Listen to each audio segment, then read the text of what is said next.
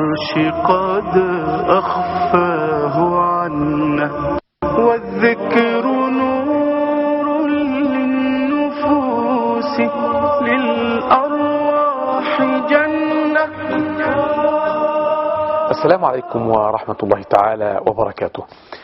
الحديث عن النفس حديث طويل، والمتأمل في آيات القرآن الكريم يجد أن الله سبحانه وتعالى تحدث عن النفس في العديد من آيات القرآن الكريم.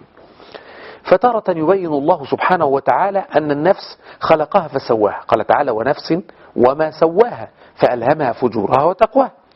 وتارة يبين الله تبارك وتعالى أن النفس هي التي تتذوق طعم الموت في قوله تعالى: كل نفس ذائقة الموت.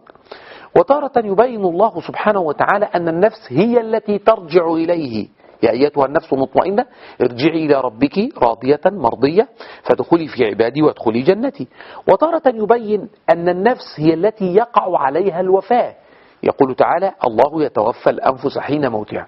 المتأمل في هذه الآيات يستشعر أمر عجيب، أن الكلام موجه إلى النفس، والحوار يتحدث إلى النفس، والله سبحانه وتعالى يبين أن النفس هي التي تحيا، والنفس هي التي تموت، والنفس هي التي يأتي عليها الوفاة، والنفس هي التي تتذوق طعم الموت، والنفس هي التي تتحرك، وهي التي ترجع إلى ربها سبحانه وتعالى، وهي التي ترجع إلى القبر مرة ثانية. أمر يحتاج إلى تفكر.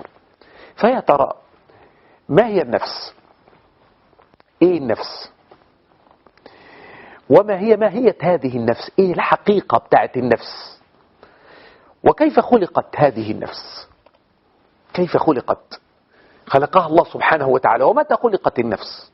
وما المراد بالنفس الواحدة في آيات القرآن الكريم؟ كل هذا نتواصل فيه عبر هذه الحلقة، فتابعونا أثابكم الله. والذكر نور للنفوس، في قوله تعالى: يعلم ما تكسب كل نفس، مفاده أن النفس هي التي تحقق المكاسب والمخاسب. يا أيها الناس اتقوا ربكم الذي خلقكم من نفس واحدة. هو الذي خلقكم من نفس واحدة، خلقكم من نفس واحدة ثم جعل منها زوجها.